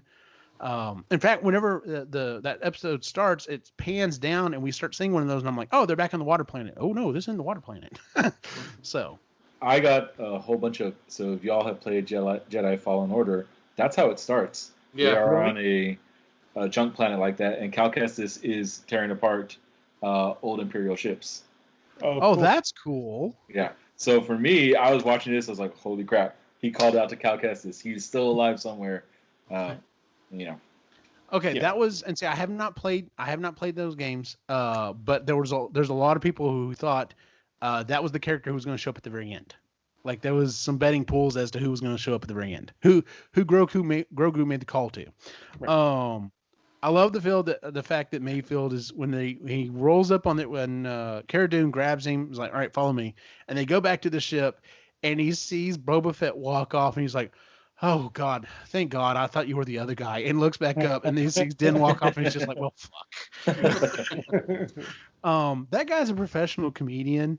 I haven't really watched a lot of his stuff, but he does a really good job with this character. Oh yeah. Like he plays this character really well. I liked and I liked him a lot better in this episode because of the depth they get into than the first one. So it was cool to watch that. Yeah. Well, yeah, in the first one, and that was the first time we see him is in the other episode. He basically betrays Den, and he's part of this gang of criminals that's trying to break out more criminals. So it's like, you don't feel bad for anything that happened to him. It's like, oh no, they're just a bunch of crooks. Like who cares what happens to them? So, but you're right. We get some more depth on this one. So our MacGuffin for this episode is. We need Mayfield to access a terminal to find out where Gideon's ship is. And the only one he knows of is on this one planet. So they show up and they basically take out this transport. And they're like, well, you have to scan your face in order to do this. And they start, well, I can't scan my face. They know me. They might know me. And then it's like, all right, well, I can go in. But I need someone else. And so Den's like, fine, I'll be the one to go in. It's for the kid. I'll do it. And so they get into this transport, and the transport cannot go too fast because the material they're hauling is very volatile. And they're driving around, and they see several of these other transports have been destroyed. Apparently, they're going through the native people's lands, and they're not happy about the Empire being there. And we get the two best. There's a lot of really cool things in this episode, but for me, the two best things to this episode. Number one is this, and it's the conversation that he has, and he's just like, what are your priorities? Like, you tell me you can't take off the helmet, but you took off the helmet. You're wearing a different helmet. Is it that you can't take off the helmet, or you can't show your face? Like, what is it? Like, what are your boundaries? What are your things? And he keeps needling him over and over and over again. He's just like, when push comes to shove, your priorities don't mean shit.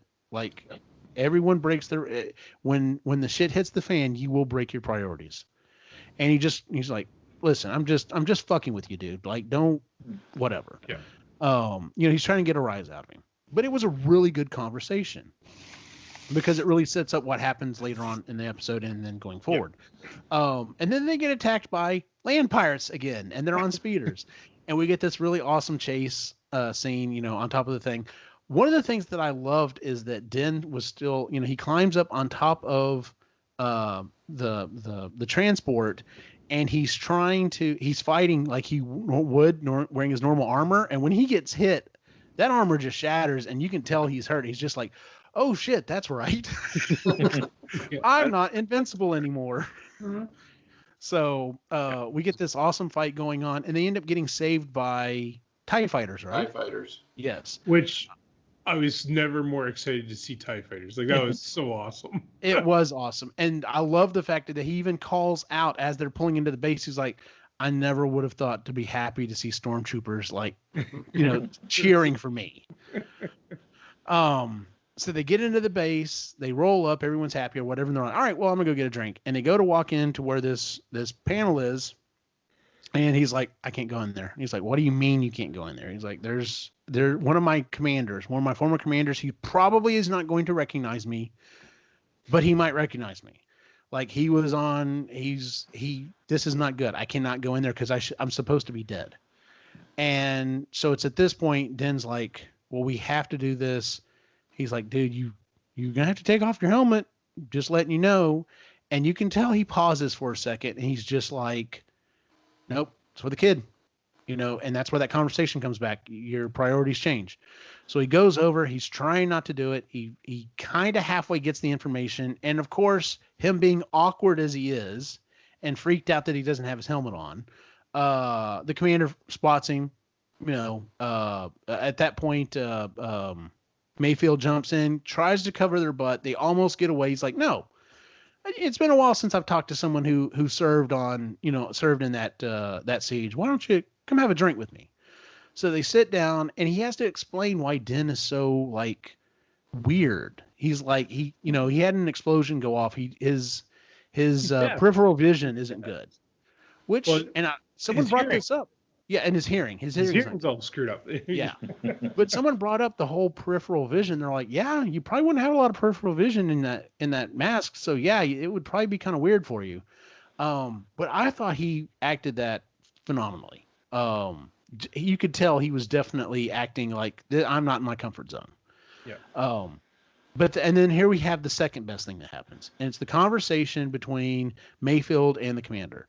And the commander's just like, yeah, that was an awesome operation. We killed all the people and it was all great. And he's like, yeah, and you killed a bunch of stormtroopers that had families, stormtroopers who I knew, people who we cared about, who didn't ask for that. They signed up to, bring law and order to, the universe, and you just marched them in there and killed them like it was nothing. And he's just like, well, yeah, whatever. You're stormtroopers. That's what you do. And I envisioned the rest of the episode happening where there's a fight, maybe they're trying to escape, something happens, they have another discussion, maybe Mayfield kills him. But that's not what happened. Mayfield just flat out pulls out a gun and kills this dude.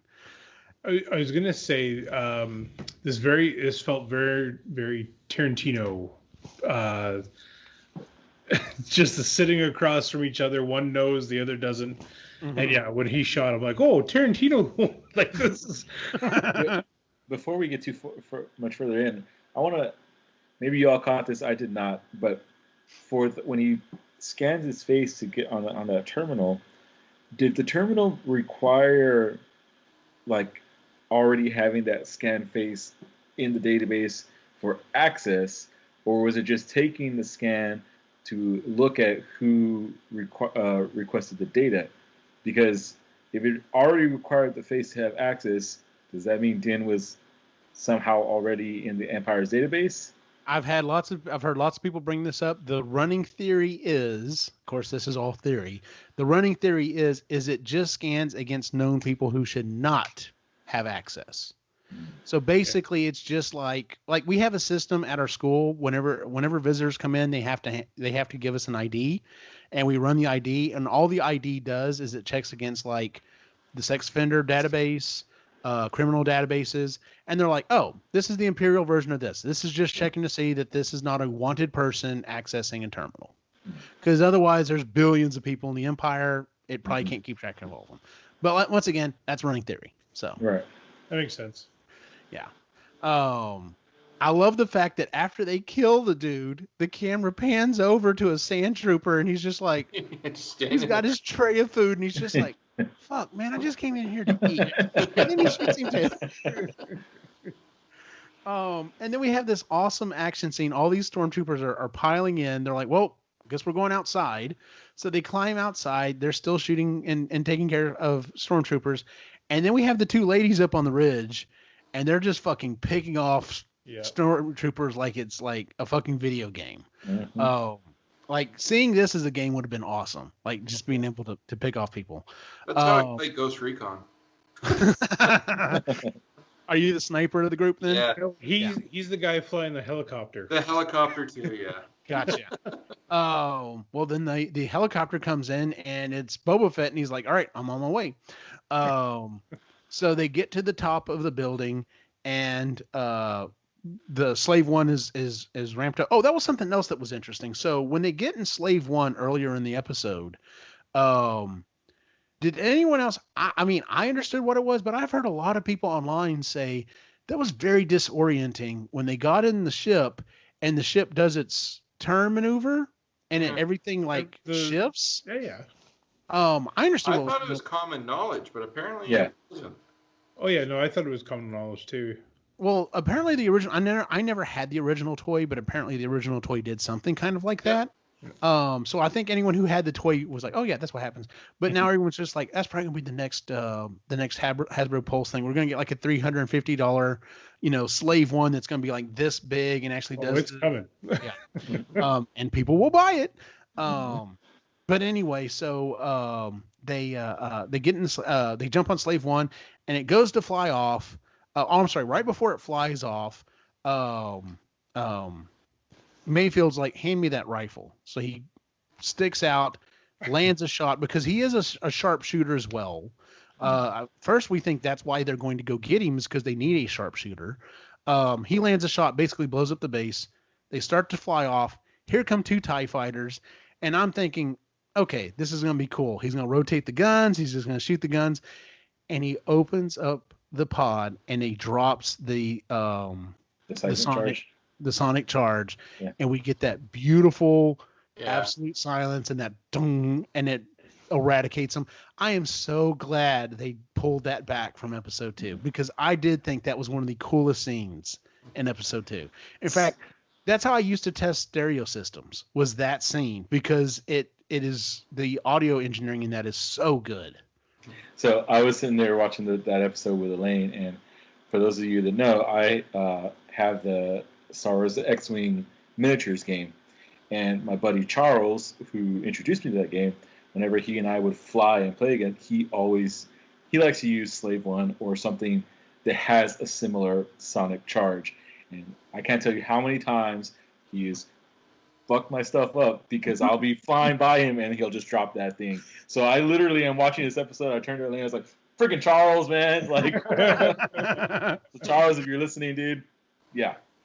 I thought for sure you were going to tell me he specifically goes and gets like a guitar or something, and every time he does that in the game, he like strums it real quick. But yeah, that's fantastic. I'm so glad that I love this series, if nothing else, but like I said, for the fact that it is pulling in everything and making everything so cohesive from all of the different series, the cartoons, the books, the movies, everything is just kind of getting melded together. So,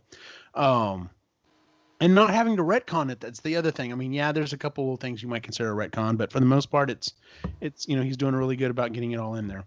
And then at the very end, we have they're at the ship, and Mayfield's like, well, all right, well, I guess I'm going back. And they start having a conversation. Man, that was pretty sad that he got killed. Yeah, that sucks. Yeah, it's so sad he died. Yeah, well, shit happens. It's like, okay, so she's gonna be that kind of Ranger. So, because and we haven't gotten confirmation on this yet, but there is a new series, Rangers of the New Republic, and I'm assuming it's focused on her, or at least she's going to be a main character in it, which is cool. I wouldn't mind seeing her as a main character. I like her as a character.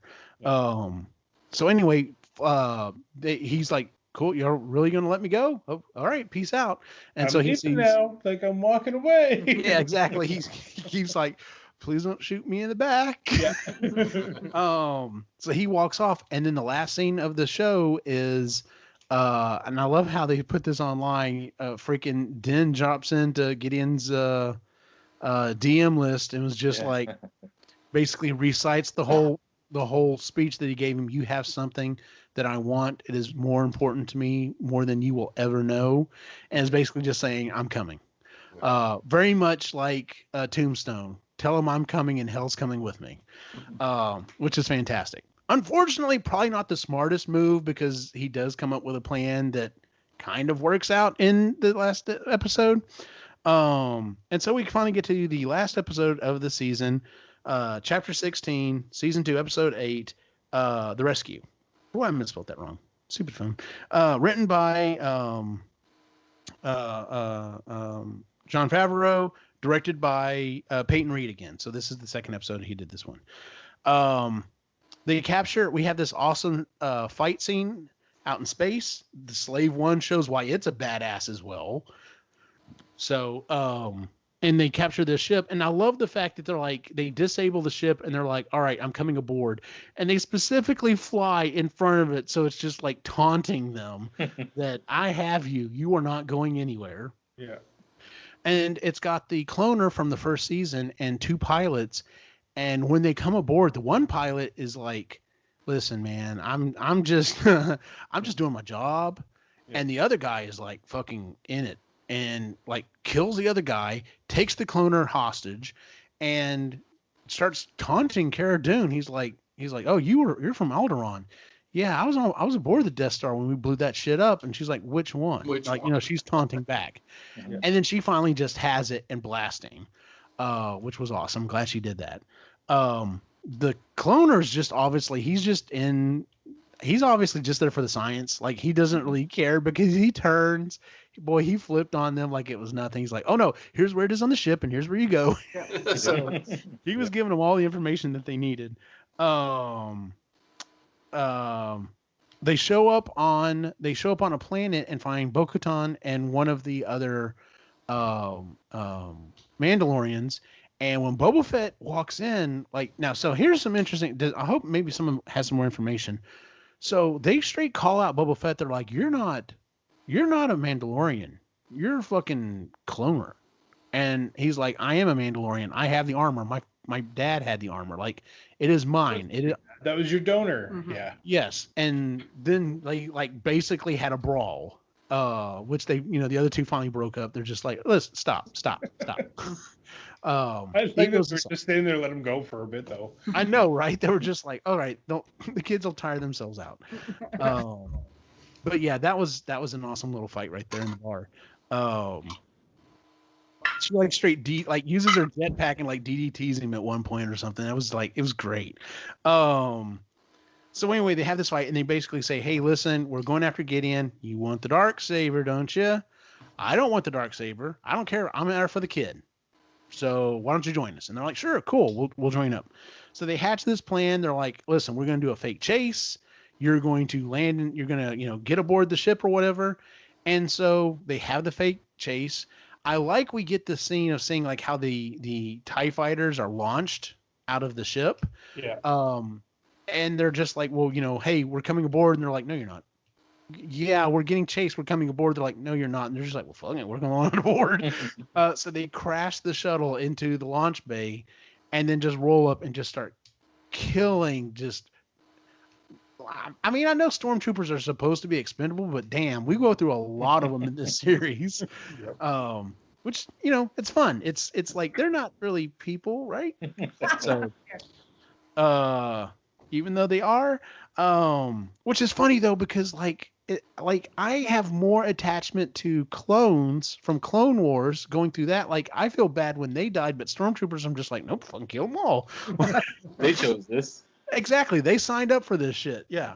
Clones were actually trying to serve the Republic. In fact, if you watch the latter episodes of the Clone Wars, like whenever that transition starts happening, or I'm sorry, if you watch Rebels, like what few clones are still alive, they fucking hate the Empire. They're just like, this is not what we were designed for. This is not what we were fought for. This is bullshit. And they also make jokes about stormtroopers not being able to shoot shit too. That's what's great too. So let's see here. So they break off. Din goes to find the baby and comes across a whole platoon of fucking dark troopers. And so at this, I'm like, okay, well, they're technically droids, so this shouldn't be that hard, but apparently they are. Like, they're next level droids, because he almost does not survive that encounter. Yeah, a single one. Yeah. That was just, Chris was saying it felt like Terminator. It was, she felt like Oh yeah, I didn't like that. I kept thinking, it's like the Terminator. They won't fucking die. No, and it wouldn't. And I was just like, was anyone else cringing when it was literally just punching his helmet into Yeah. That's what I meant the about whole the Terminator. Yeah. That I was just like, man, I was like, please don't let his helmet start cracking, because I don't know what I want to go with this. And it's just like, okay, no, it survived. I don't know how his brain did, but it survived. Yeah. I do like the fact that he finally was like, oh yeah, I got this staff. Let me see what this can do. And like kind of fucked it up that way. Yeah. But then just before the last ones came out, he managed to, shoot them all out. And I was like, okay, that's kind of interesting that we kind of build them up as being these really awesome, badass things. And now they're gone. That's fine. Whatever, kind of looking at my watch at this, or not, my phone at this time. It's like, all right, we're about 3/4 of the way through the episode. So I wonder what's going on now. We have some really awesome scenes of the ladies basically just like slicing their way through the ship. Yeah. I love the fact that the Mandalorians like jump off or whatever and then come back up behind the troopers and get them. It was funny watching Cara Dune with her big minigun kept having issues with it jamming or whatever. It's funny because I've seen people online that were just like, well, I don't know how real that is, and then all the video gamers are like, nope, been there, done that. going through a mission, you're just like, son of a bitch, come on. But yeah, we had some really awesome fights. They get to the bridge. Gideon's not there. Well, where's Gideon? Of course, Gideon is in the room with Grogu, locked up, and has this whole conversation. He's like, listen, I got what I wanted. I got the blood of the kid. You can have the kid. You don't want any of this? I don't want any of this. It's fine. And kind of backs down. And then once again, good old trusting Din's like, okay, well, I'm gonna go get the kid. Not really. And then of course he hears the Darksaber fire up, and we get into a battle there.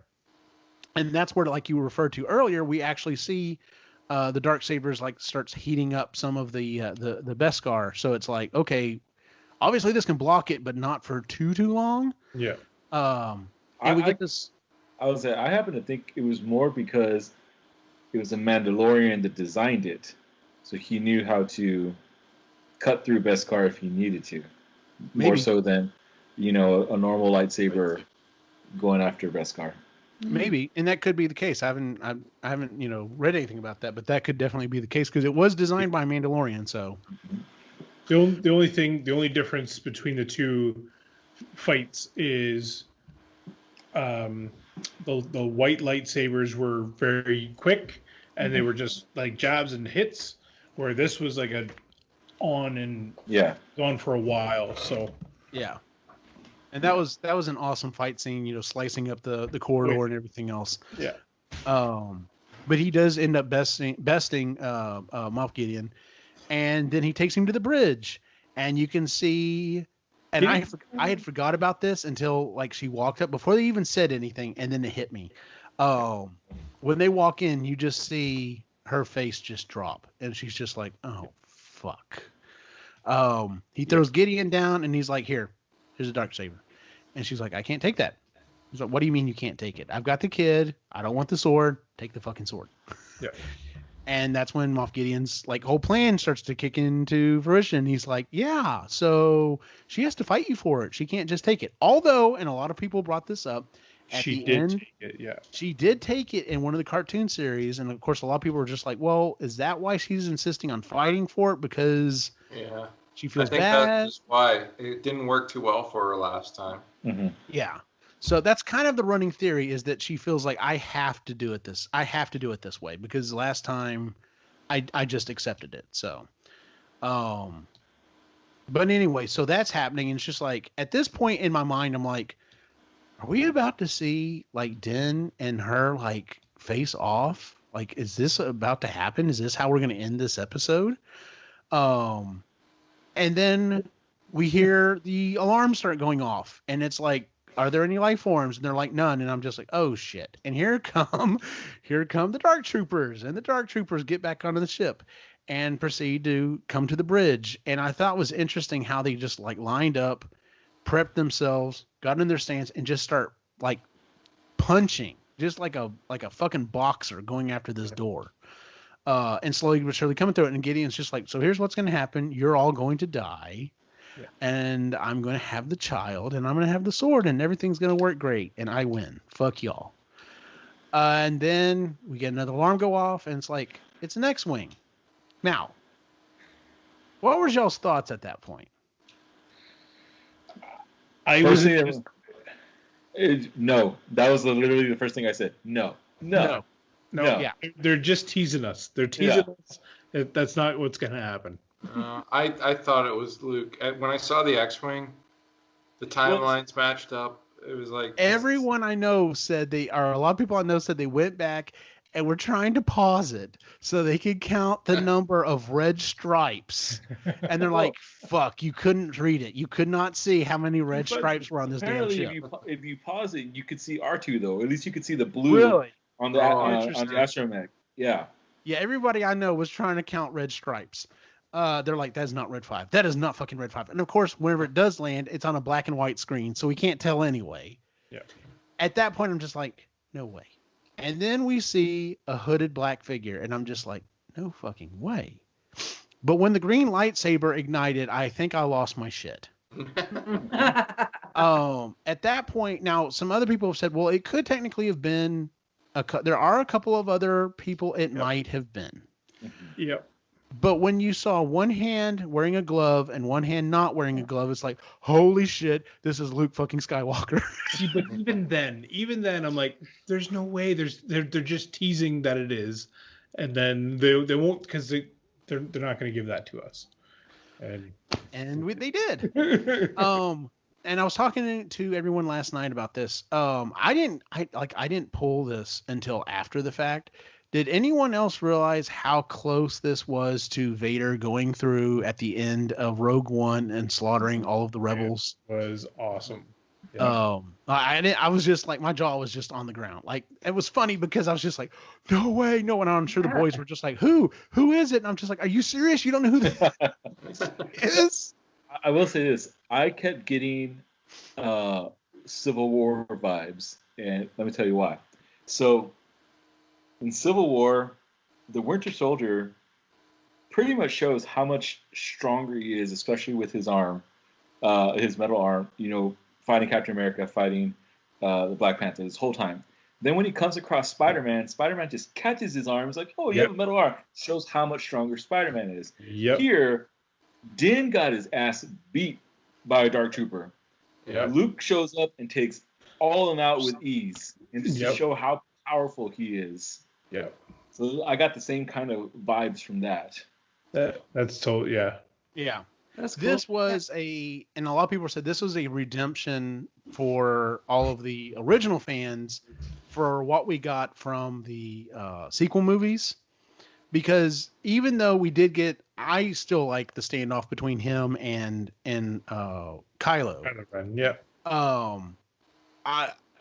I still think that was an awesome scene. It was like, but we didn't get badass Luke Skywalker, and we got badass Luke Skywalker. Yeah. Now, whenever he comes through and the door opens up, he still has the hood on, and I was just like, well, we know who it is. Mhm. Like, are we going to see the face? And sure enough, he pulls back the hood. Now, supposedly this is not CGI. This was using deepfake technology. So it's not like they designed it. They used the deepfake technology on it. I guess I need to go back and watch it again because I've heard a lot of people say it was just okay. I thought it looked pretty damn good. It wasn't horrible. No, you've seen for how much. I mean, it wasn't perfect by any means. No, it wasn't perfect. But it was pretty good for what they tried to do. Like, let's be honest. So, well, I mean, we're also talking about a major motion picture budget compared to, even though this is an extremely expensive TV series, we're still talking about that budget. Mm-hmm. I thought they did better than they did in Rogue One. Yes. With Leia my thoughts and exactly. Tarkin. Yes. Tarkin looked like a cartoon character in that movie. Yeah. See, I actually thought Tarkin looked halfway okay. Leia, I thought looked horrible. Leia didn't work out very well. No, I think the de-aging for Luke did really well. Plus, using Luke's, like, it was Mark Hamill. His voice, too, and that always helps. Yeah. Mm-hmm. But, yeah. So I thought they did a good job. Oh, yeah. Yeah. Okay. So he comes in, he basically says, I can take the child, I can train the child, I can protect the child. Even says, I will give my life to protect this child. And he's like, okay, well, that's it. And he's like, well, no, it's up to him. And he wants your permission. Yeah. And so we get the scene of him picking up the baby and he takes off the helmet. Did anyone else get a little teary-eyed? It was, of course I did. Yeah. So. It was good. Yeah, it was very sweet. It was very good. He basically, tells him, you know what, you got to go off, you got to do your thing. And then he puts the baby down, he's by his feet, and he, does waddle over to Luke. And fucking R2 shows up, and I was just like, that's even better, it's R2. It's baby Yoda and R2, like two of the best things in Star Wars ever. Was it you, Yuji, that was saying like it would have been kind of cool to have R2 kicking ass with Luke? Like, that wasn't me. No. Okay, there was somebody I was talking to, and maybe it was Sean or Mike. I can't remember. Anyway, they were saying like it would have been kind of cool to have R2. Like R2 was a pretty badass in the prequels. Yeah. So it would have been kind of cool to see him kind of help Luke out, but walk up and just shock one of them real quick. Yeah. Yeah, I don't think that would have worked though. I don't think so. It towed those droids to be so powerful that I know. I don't think R2 unit would do much. No. And speaking of which, that last one that he kills, I just love the fact that he just like grabs it and just crushes it like it's nothing. Which was funny because I heard someone mentioning this online. They were like, "Yeah, that's kind of the big problem." Is they were like, "Okay, well, humans in these dark troopers didn't work out so well. Let's take out all the weakness." And yeah, a droid versus a human, an average person, yeah, that makes total sense. Y'all made some really badass weapons because there's no Jedis around, right? Oh, fuck. So this was, that was the other thing is, and I loved how, and before Luke walks in, Gideon realizes, like, he knows he's got he holds all the cards, he's got the perfect plan, he's fucking won, and then literally, like, basically this is the equivalent of taking over the world and Jesus Christ shows back up. And you could have never planned for this. He never had anything going for this. And so he's like, all right, I'm gonna kill the baby. Oh, that didn't work. I'm going to take myself out. Now that was a fucking dark scene for Star Wars, but I'm so glad that she stopped him because, and so I've heard some people were like, well, he kind of seemed like a little bit of a bitch in that point. I'm just like, no, like his plan, like totally got screwed and he's obviously reporting to someone else. So I'm sure he's like, if I live past this, I would rather be dead at this point than survive. Yeah. So, but no, because I loved his character. He did a fantastic, big bad in the series. So, so anyway, Luke flies off, and technically that's the end of the episode. So we're left with all these people on the ship, and they're like, so are they going to fight for the control of Mandalore, or what the hell's going on? And someone else brought up, because of the after scene thing, wouldn't you think Boba Fett would ask Fennec, so what happened on the bridge? Oh, this guy in all black with this green lightsaber showed up wearing a black, a black glove or whatever. Wouldn't you think Boba Fett would be like, who the fuck showed up? I know that fucker. But anyway, so we get an after credit scene, which I usually, because of the music, I always listen to almost the end anyway, because the music is so fantastic in the show. But we don't really get a lot of music. It's very, very like low key. And then we get an after scene, and I'm just like, is that Boba's? That's Jabba's palace? And then Fennec walks in and straight like waste a couple of people, and like there's a dancer. She's trying to get away. She shoots the chain, releases her, and then Boba Fett rolls in, and we've got a very we're not gonna try to fat shame here. He's lived very well. Yeah. Chubby. Instead. Yeah. What was his name again? Shit, I've got it written down. Fortuna. Bib Fortuna. He's like, oh, Boba, it's great to see you. How you been? Kills him. Rolls him off the seat, sits down. Now, Fennec immediately walks up and grabs something to drink. I thought you had robot guts. What's going on there? Maybe it was oil. Maybe. There you go. I mean, is she taking a page out of Futurama? She's drinking alcohol because the power of her. There you go. Yeah, no joke. Yeah. I like that. I like that. I say it's she still has her stomach, right? I'm thinking that's her diaphragm that's robotic now, and her guts are, but her stomach's still there. I don't know. She opened up and there was a lot of stuff missing, but Yeah. doesn't really matter. It was an awesome scene, and he just sits there for half a second, and the screen goes black and says, "Next Christmas we're getting the book of Boba Fett." Yeah. Now at this point, I thought, are we not going to see Den anymore? Like, or are we taking a break? Are we going, like, is season 3 of The Mandalorian going to be like, are we going to start doing books? Are we going to follow Boba Fett this next season? And from it's been confirmed, no, the Book of Boba Fett is a separate series. So even though Disney had their big call and announced like 12 new things, This is number 13, which I'm okay with. That means there are going to be 4 series happening in this time period. We're going to have the Rangers of the New Republic, Ahsoka Tano, the Mandalorian season 3, and the Book of Boba Fett, which has apparently already started filming. Yeah. And so there's lots of questions like, what are we going to see next season? Are we going to see are we going to see Din like fighting for Mandalore? Are we going to see Baby Yoda anymore? I hope so. And see, that's a lot of people are like, the name of the show is The Mandalorian. It's not the Baby Yoda show, but that's what a lot of people tuned in for. So it's kind of interesting what's going to end up happening. I'm sure we're going to see the little guy again. Oh yeah. Because of course everyone else is like, that was heartwarming and awesome. Oh shit, he's going with Luke. Are fucking Kylo Ren going to kill Grogu? There's no way. I would put $50 right now. Something happens, he does not get killed with the rest of the, No. Something's going to happen between now and then. He's not going to get killed by the Knights of Ren. No. So. Which means he watched all of the sequels unravel. No shit. Yeah. So, and it also brings back, some people have said, well, does that mean when Yoda said there is another, she wasn't talking about Leia, or he wasn't talking about Leia, he was talking about Grogu.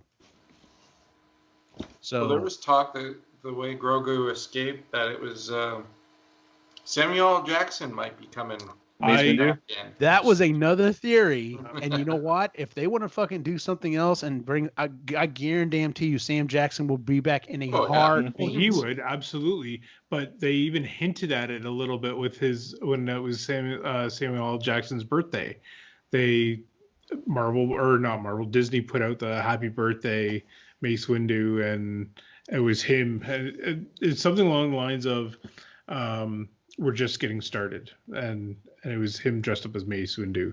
It's like, yeah. I was telling my partner at work, if I were working on this series now, I would literally call everyone and their brother who's ever done anything with Star Wars in, if nothing else, just to watch an episode, or watch the filming and see if maybe they want to do something. Like, who was it? There was someone who played a voice in the original, like in the Clone Wars, or maybe it was Rebels. And they showed up and they were like, hey, do you want to puppeteer one of the characters that's on screen? And they're like, yeah, absolutely. But I was telling my partner, I'm like, at this point, I would call everyone in and make sure everyone knows that they were on set at least for one day, just to get the rumor mills going. Like, I'd fucking have, what's his face, who played Jar Jar Binks, and be like, hey, you want to show up? Just so everyone's like, oh my God, Ahmed Best was on he was at the Mandalorian. What the hell is he doing? Like, surely he's not going to be back or something. Dark Jar's a thing. Yeah, but like, I would have Sam Jackson. I mean, I would literally have everyone back. I'd just be like, hey, you want to come hang out, watch this film, and maybe do something, and just to get everyone like to lose their damn minds. So, yeah, so that's it. Season 2 of The Mandalorian. Anything else anyone want to add?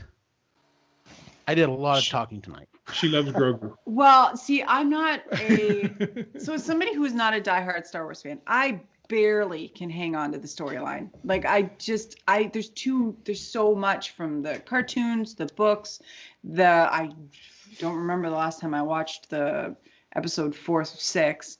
I've not seen episode 9. So I don't know a lot of this stuff. So for me, all the stuff that you guys are excited about, I'm like, oh, that's cool. It's part of the story. But as somebody who doesn't get it, was still really great, and it was a really good story, and I liked the pacing of everything. I'm pretty sure Baby Grogu saved my life during this pandemic because he was so freaking adorable, and I just got so happy every single time he'd come on screen. I'm like, oh, it's the baby, and it just made me happy, and that's kind of what I needed. And right there, hello, there you are. So as somebody who's not, who is kind of got their foot in the fandom a bit, just a toe, because I just thought it was really good.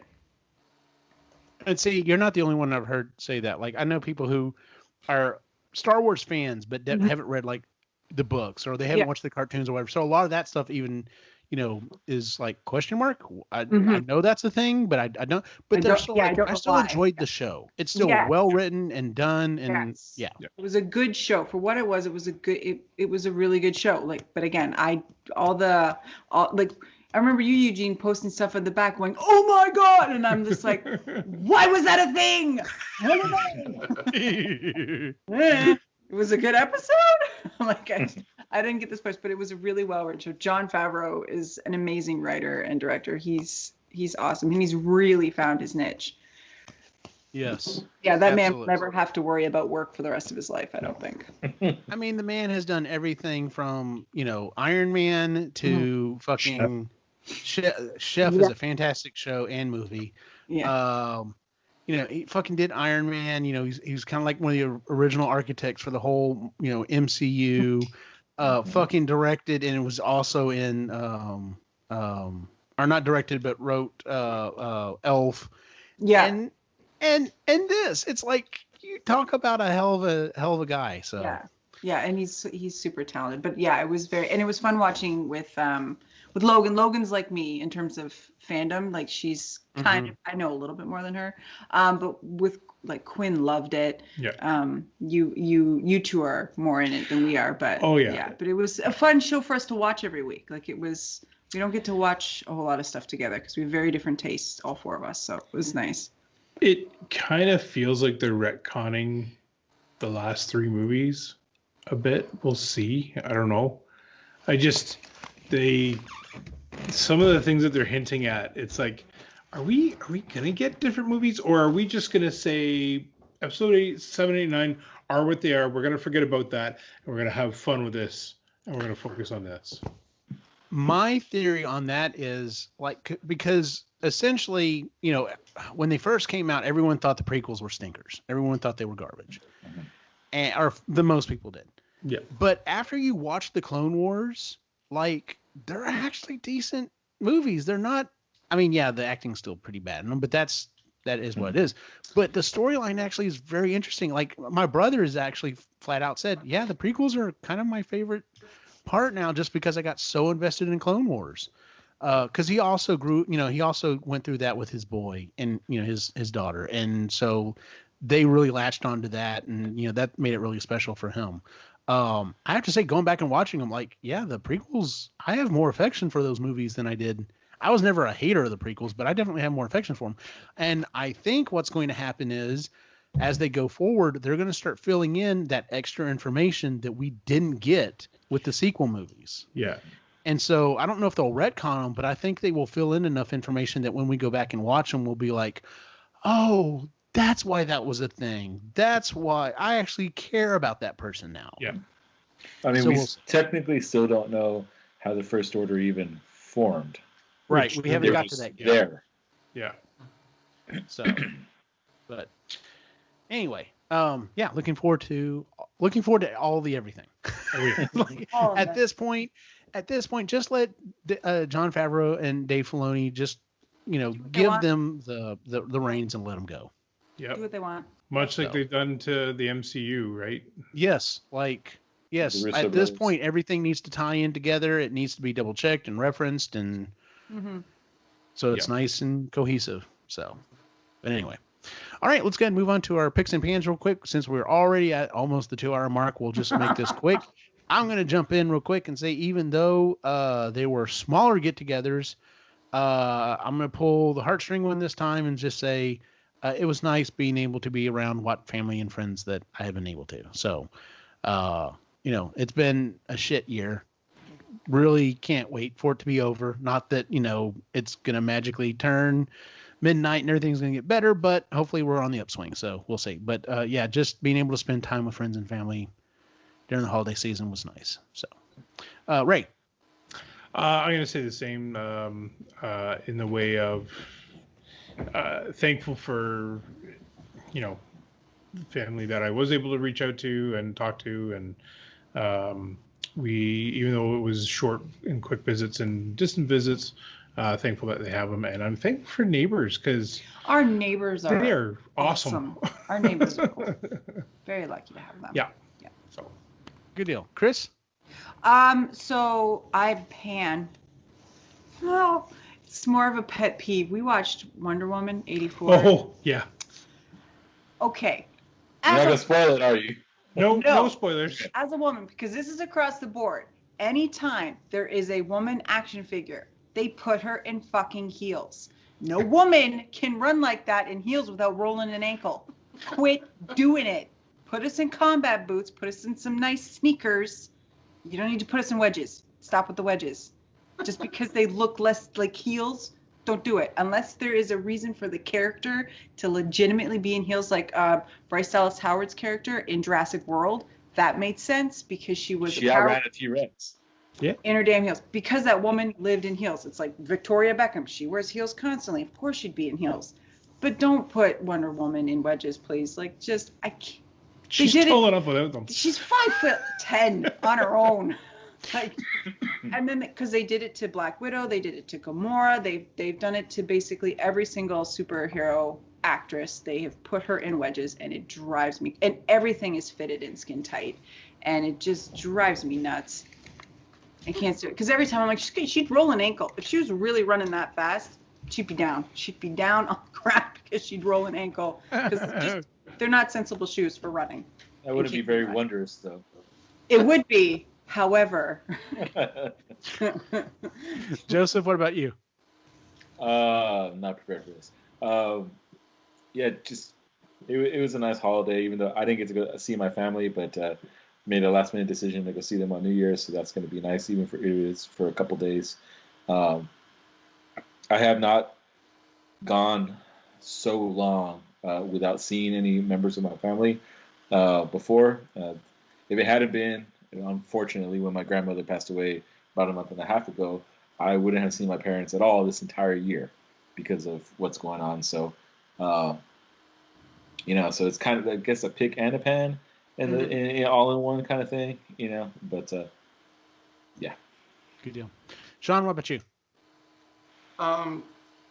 The pick was a smaller Christmas, but it was nice.